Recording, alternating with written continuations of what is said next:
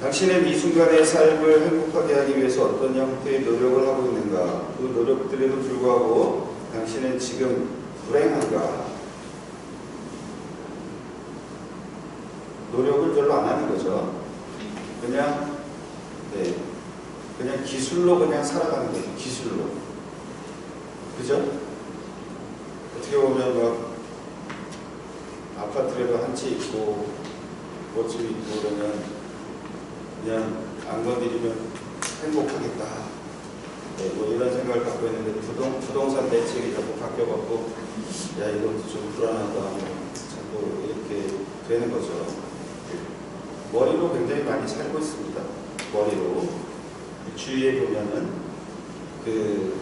아주 지적으로 뭐 공부 많이 하셨던 분들도 어떻게 보면 이 영이나 마음으로 살지 않고 머리로 사는 그런 모습들이 사실 많이 있습니다.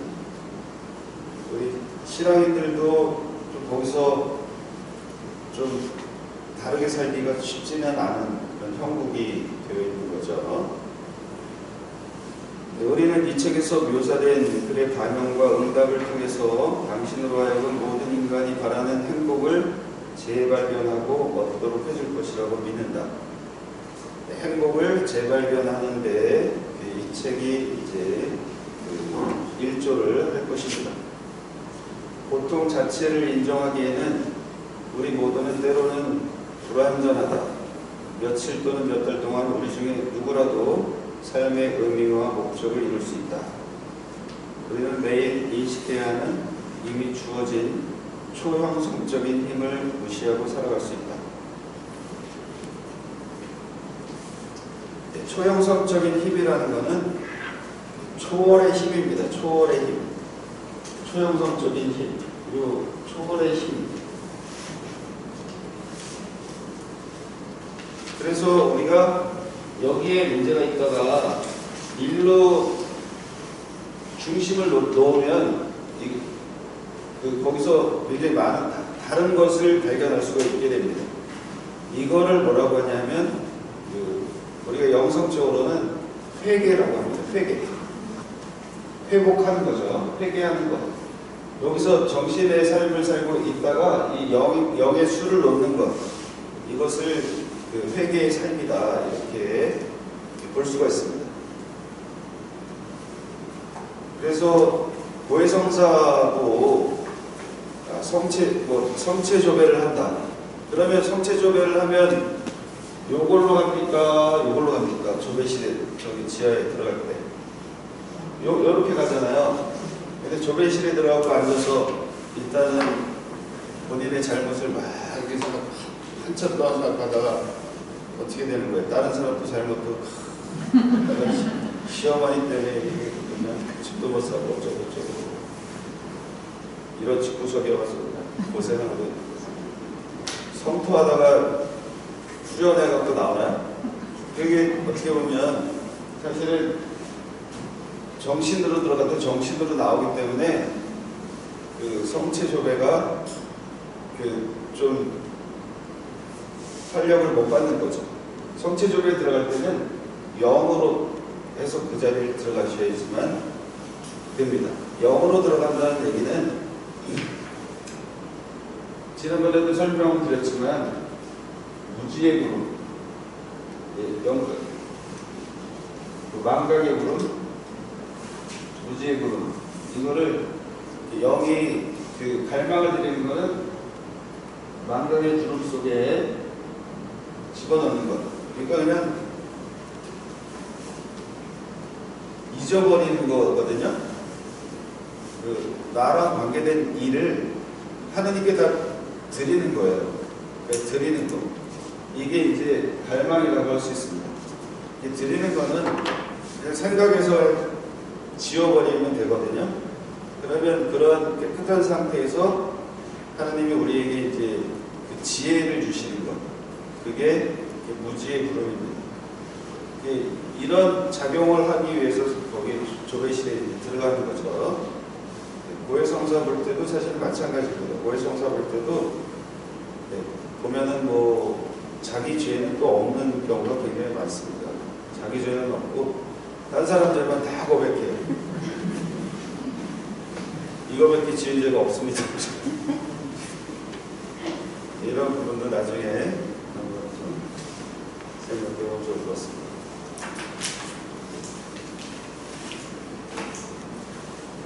초형성적인 힘을 우리가 무시하고 살아갈 수 있다. 아니면 뭐 생각하지 않고 살아갈 수 있는데, 이번에 교육을 받으면서는 요 부분, 초월적인 힘, 초월, 우리는 제일 중요한 것이 초월입니다. 초월의 삶. 평생을 우리가 해야 될 거는 초월의 삶, 초형성적인 삶. 실제로 이러한 사례는 통계를 통해서 알 수 있다. 미국에서 많은 사람들이 자살을 한다. 그리고 현재 부부 3쌍 중 2쌍은 이혼을 할 것으로 예상된다. 이거는 거의 우리나라가 자살률 1위죠. OECD 국가중에서. 지금 자살이 굉장히 많이 늘어나고 있습니다. 방송을 안 해서 그렇지 굉장히 많이 자살을 하고 있다는 거죠. 일단 우울증이든가 세상에 큰 벽에 닫혀갖고 포기하는 사람들이 굉장히 많습니다. 세상이 자꾸 이중구조로 자꾸 치닫기 때문에 거기서 태어나지 못하는 사람들이 많죠. 또 이혼율도 굉장히, 우리나라도 3쌍 중에 2쌍 이혼한다고 그러거든요. 그러니까 하다 안 되니까 피부에서는 돌싱글 얘기 굉장히 많잖아요. 그런 거 보면 참 볼 것도 아닌데 참 떠들고 앉아있는 거 보면 굉장히 좀 한심한데, 그런 결혼하는 것도 굉장히 그렇습니다. 제가 예전에도 보좌신부 때인데도 그때 예전이잖아요. 지금 뭐 한 20여 년 전인데도 결혼하는 친구들이 결혼을 하는데 아기를 안 낳는다는 거예요. 그래서 왜 그러냐 그랬더니 키울 자신도 없고 이런 세상에서 살아가는 것도 참 힘들겠다는 생각이 앞선다. 그래서 아기를 안 낳겠다. 이런 친구들도 굉장히 많죠. 그런 것들이 지금 세상이 이쪽으로 굉장히 많이 변화되어 가고 있는 상황이죠. 또 계속 읽어보겠습니다. 고혈압성 질환과 심장 질환은 미국에서 여전히 가장 큰 사망 원인이다. 혈압이 올라가는 거죠. 심장 질환 이런 것들도 뭔가 부담이 많이 되는 거죠. 우리나라 같은 경우는 우울증이 있고 또 뭐가 있어요? 여자분들은 뭐 여자가 있으시면 갱년기 우울증 뭐 이런 이렇게 정신분들이 항상 얘기하시는 게 갱년기가 병입니까?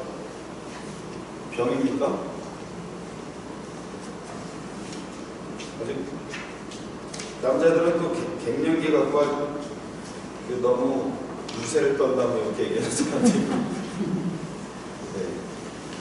갱년기 같은 경우도 어떻게 보면 사실 모든 게 우리 인생에 있는 것은 축복이라고 할 수 있습니다. 축복. 그래서 나는 아무것도 아닙니다 라고 생각하는 사람은 뭐든지 감사하면서 받아들일 수 있는 것, 그것이 필요하죠.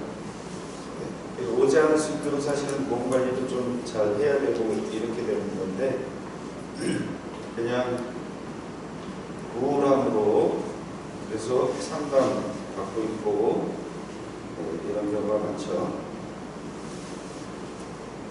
수많은 상담 및 조력 전문가들이 우울증으로 고통을 받는다. 상담하는 사람들도 우울한 거예요. 근데 실제로 심리 상담하시는 분들 뭐 이런 분들도 이 너무 슬픈 얘기, 힘든 얘기 계속 듣잖아요. 본인들이 상담받는 경우가 굉장히 많습니다. 실제로. 그래서 우리는 어떻게 되는 거예요? 우리는 초월을 살기 때문에 이런 분들을 잘 인도해 줄 수 있는 그런 영적인 지도자들이라고 했었습니다. 그래서 제가 이제 미사 때 그런 얘기 드리잖아요. 영적 지도자 여러분 안녕하십니까? 그럼 굉장히 쑥스러워하죠. 내가 무슨 영적 지도자인가? 우리는 이 굉장히 우스운 것 같지만 세상 사람들은 이걸 몰라요. 사실은 영의 수를 모르기 때문에 영의 수를 아는 것만 해도 그들의 우리는 지도자 역할을 해줄 수가 있는 것입니다. 지도자 역할을 해줘야 되는데 내가 그냥 영적으로 힘들어. 내가 세상적으로 우울해. 내가 세상을 해석을 못하겠어. 이렇게 빠져있는 경우가 많거든요. 근데 그런 것들은 이 원리를 그 영성이라는 것을 우리가 잘 깨닫지 못하기 때문에 영적 삶을 잘 깨닫지 못하기 때문에 오는 것입니다. 영적 삶. 그러니까 우리는 우리 힘으로 다 될 것 같은데 다 하느님이 다 해주고 계셔요. 지금 우리는 우리 힘으로 다 살아가는 것 같지만 하느님이 다 해주고 계시는 거죠. 그분한테 맡기는 거죠. 근데 지금 그 영성 그 활동 중에서 굉장히 그 인기 있는 활동이 뭐냐면 맡김의 영성 이런 거 많이 해요. 지금 저쪽에 가면 수녀님이 하는 거 있고 맡김의 영성 그게 요 감각의 힘으로 무지의 힘으로 여기서 조금 변형된 건데 그냥 맡김으로 이렇게 하면서 뭔가 인도해 주시는 그런 부분 그쪽으로 관심들을 많이 갖고 있습니다. 그리고 심리학적으로는 어떤 거냐면 패션 심리학 이런 것들. 그러니까 영적으로는 맡김의 영성을 자꾸 사람들이 갈구하고 있고 심리학적으로는 열정 심리학 이런 쪽으로 좀 많이 바뀌고 있다고 그러죠. 심리학의 방향이. 그래서 그거 뭐냐면 내가 좋아하는 거를 하는 것. 그럴 때 이제 열정이 생기잖아요. 그런 삶을 살아야 된다. 그냥 하기 싫은 거 하는 그런 열정 심리학을 한다는 거는 내가 누구인지를 알아야 됩니다. 요거 굉장히 중요해요. 내가 누구인지.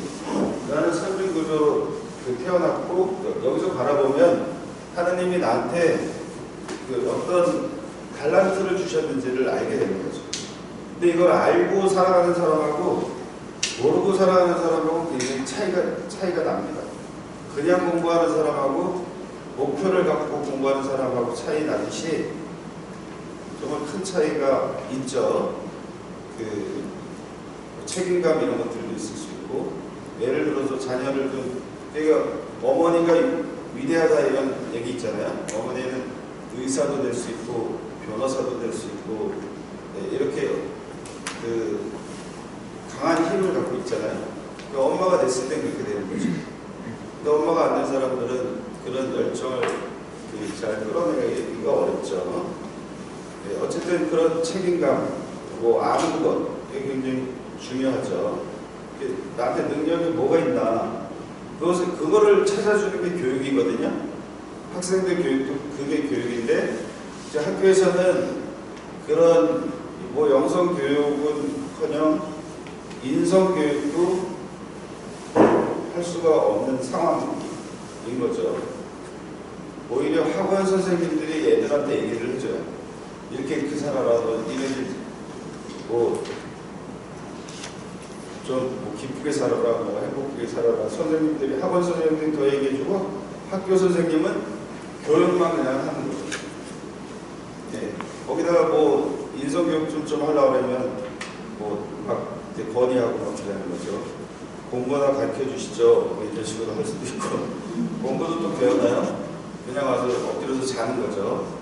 잠자고 하고 공부는 학원 가서 하고 또 부모님들은 또 그래서 또 학원은 또 그냥 열심히 보내는 거죠. 그런 미술학원을 받고 정말 교육력은 좋은데 이런 인성교육도 잘 안 돼요. 더 나아가서는 영성교육이라는 거는 거의 없는 그런 상태가 되는 거죠.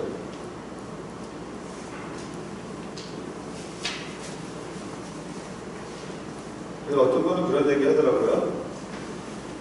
정말 학교에서 공부 잘 시키려면 그 부모님을 위한 묵상을 한 5분 정도 시키고 공부시키면 잘 된다. 이런 얘기도 합니다. 부모님 저 힘들게 경제활동에서 보내주셨는데 그런 것들 생각하면 학교 교육이 좀 되겠죠.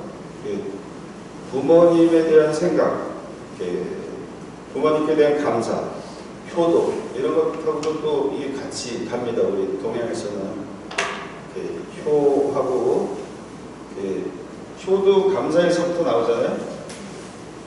그런 원리가 비슷하죠. 정말 나를 낳아주셔서 감사합니다. 여기서부터 출발했을 때 이 사람은 잘못된 길로 가지 않잖아요. 또 부모님 입장에서는 내 자녀로 태어나줘서 고맙다. 이런 마음 갖는 거 굉장히 소중하죠. 근데 내가 너를 낳고 내가 미역국을 먹어주고 그렇다 하고 철저히 원수다. 어떻게 너 같은 놈이 나한테서 나왔냐. 서로 빗들어 가게 되는 거죠.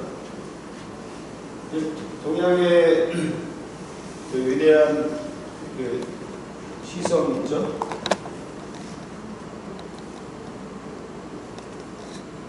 타고르라는 건 아시죠?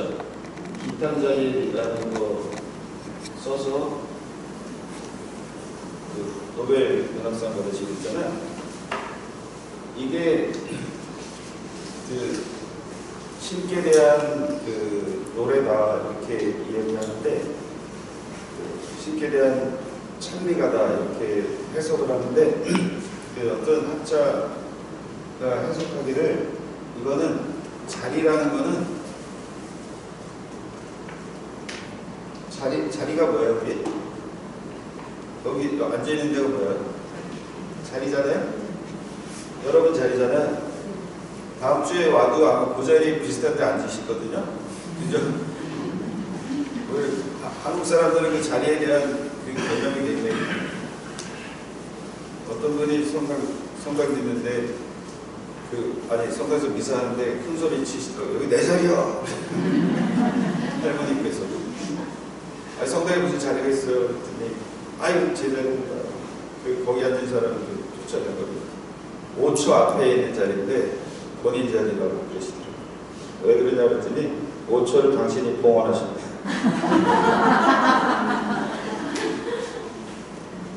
그 자리 버스 타고 어디 구역장 가냐 어디 MT 같은 거 가더라도 처음에 타잖아요. 처음 타서 그 자리에 앉으면은 올 때까지 그 자리에 앉으면 휴게소 갔다 와도 그 자리에 앉고 밥 먹고 와도 그 자리에 앉고 자리 왔다 갔다 하는 사람 별로 없잖아요. 우리나라 사람들은. 근데 이 자리가 뭐냐면 자루라는 거예요. 자루. 그러니까 어머니 태에서의 어머니 태를 자루식으로 돼 있잖아요. 그래서 어머니 태에서의 10개월을 찬탄하는 글이라고 이렇게 해석을 해주시더라고요. 기탄자리. 그것을 제대로 알고 살아가면 정말 세상에서 크게 나쁜 길로 가지 않겠죠. 부모님의 고통, 부모님의 사랑 이런 것들.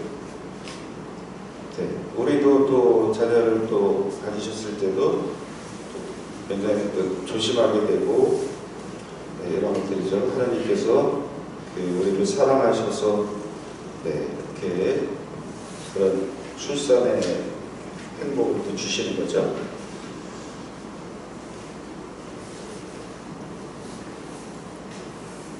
그런 효의 마음 이런 것들도 중요하고 이게 어떻게 보면 사람의 마음을 움직여서 이게 정말 그 세상을 감동시키는 노벨 문학상을 받게 되는 이런 부분들이 있죠.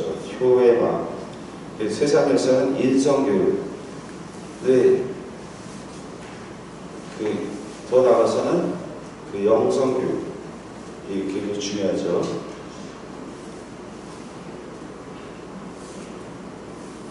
그래서 여기 보시면 우울증에 걸려 있지 않더라도 많은 이들이 자신의 에너지를 완전히 소진한 채 살아가고 있다. 소아마비 백신을 개발한 미국의 의학 박사 조너스 소크는 우리 사회가 심각한 위기 상황에 처해 있다고 했다. 하지만 우리에게는 희망이 있다. 네, 우리가 하나님이 주신 그런 은총이 믿음, 희망, 사랑이잖아요. 그것이 우리가 세례받을 때 주신 은총인데, 이 믿음이 덕이 되려면 신덕이라고 하잖아요. 기도문의 신덕송, 망덕송, 애덕송 있죠. 이 믿음의 우리가 돌을 신앙생활은 돌을 닦는 삶이잖아요. 믿음의 돌을 닦아야 되는 거죠. 신덕이 생기려면 믿음을 한 번 믿어갖고 되는 게 아닌 거죠. 계속 믿는 거죠. 그냥 아닌가 보다 딴 데 가보자. 그냥 성당 나와보니까 별 볼 일 없다. 뭐 이렇게 믿는 사람은 신덕이 있다고 이렇게 얘기하진 않잖아요. 계속 꾸준히 한거하게 믿는 것, 또 누구나 믿어주는 것, 그거죠. 내가 좋아하는 사람은 믿어주고 안 좋아하는 사람은 그냥 의심의 눈초리로 어쩌다 잘했겠지 이렇게 보는 거죠. 이런 것들이 이제 영의 활동으로 바꿔나갈 수 있는 것이죠. 그래서 이런 위기 상황 속에서도 우리가 희망을 가질 수 있는 거죠. 희망의 그런 덕을 쌓아갈 수가 있습니다. 지금 코로나 시대에도 우리가 어떻게 해요?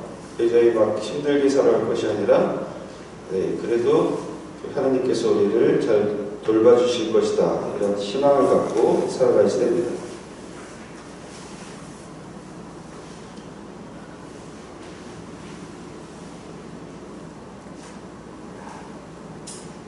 그래서 아까 레지오 때도 말씀드렸지만 그런 지금 코로나 때문에 많이 절망하고 막 이렇게 하고 있잖아요. 그런 것들도 사실은 이렇게 세상이 이런 쪽으로 욕심 정신으로만 자꾸 가기 때문에 오는 그런 피해라고 할 수 있습니다. 이런 것들은 언제부터 생겼느냐면 르네상스가 오면서, 르네상스 인본주의죠. 인간 중심이 되면서, 그때는 예전에는 그 이전에는 중세 시대나 그 이전 시대에 보면 그래도 신 중심이었었습니다. 하나님 중심. 근데 그게 아니라 이제 우리도 그래서 인간 중심으로 막 바뀌죠. 그런 상황에서부터 이제 이런 세상이 점점 좀 막혀지는 경향이 있고, 그래서 하나님 대면에서 하나님도 지금 비대면 시대가 들어온 거죠. 하나님 비대면의 삶을 우리가 살고 있는 것이죠. 여기서 이제 다시 한번 신앙이 조금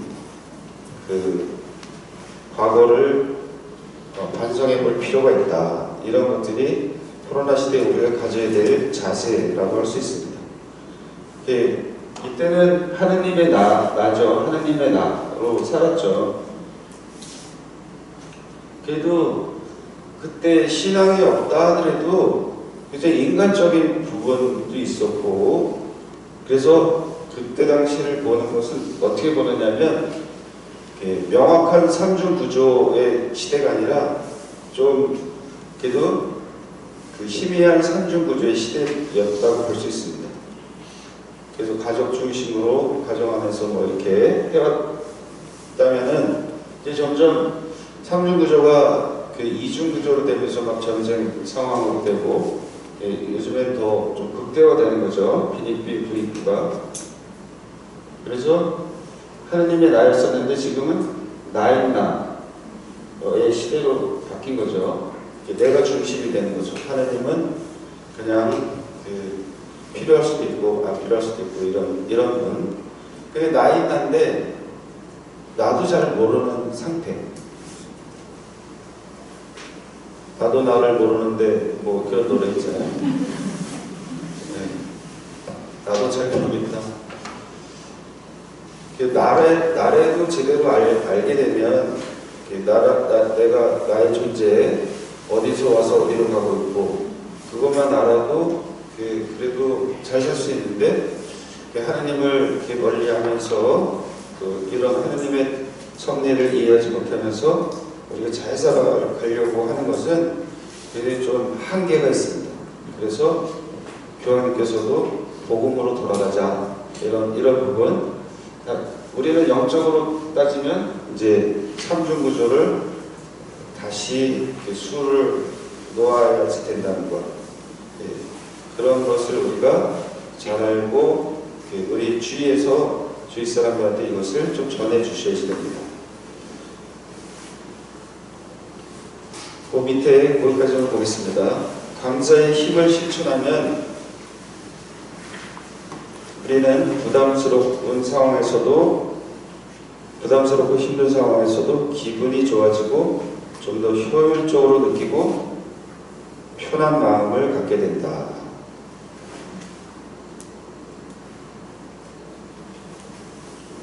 우리는 스스로를 개발하기 위한 도전을 할 수 있는데 이는 언제 어디서든 어떻게든 거부하거나 수락할 수 있다. 그래서 이 감사의 삶을 살게 되면 어떤 상황에서도 기분이 좋아지고 또 효율적으로 느끼고 편한 마음을 갖게 된다. 그러니까 우리 언제나 기뻐하십시오. 네. 우리 성서 구절 있죠. 데살로니가 전서 5장 16절에 끊임없이 기도하십시오. 모든 일에 감사하십시오. 이런 삶이 될 수 있는 것이죠.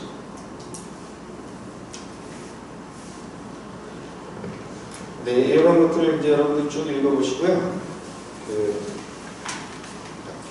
22쪽 보시면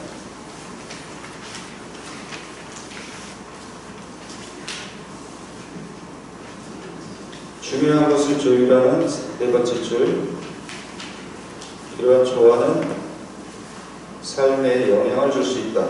감사하는 삶의 보물을 캐내려면 과거와 현재의 경험 안에 숨겨진 것에 주목할 필요가 있다. 감사가 얼마나 우리 삶에 큰 영향을 주는지는 유대인과 그리스도교인들의 신앙 전통 안에서 볼 때 명확해진다.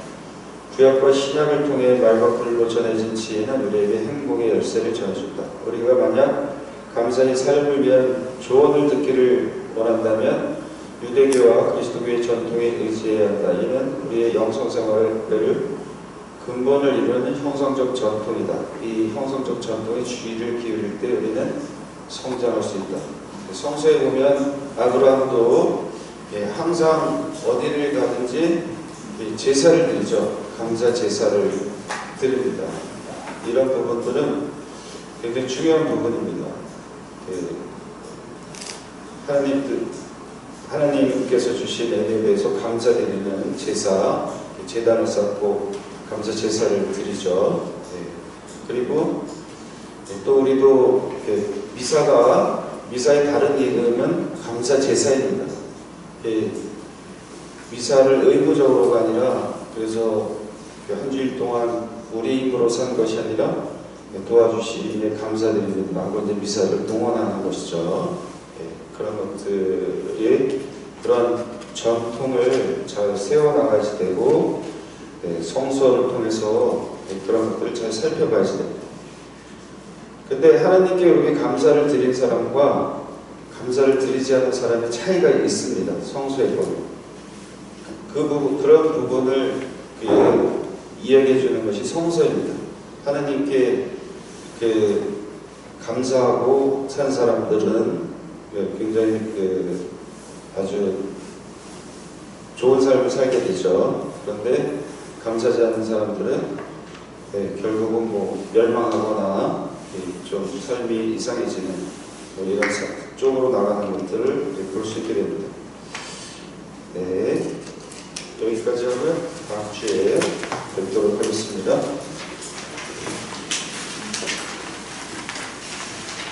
어쨌든 책 읽어나가시면서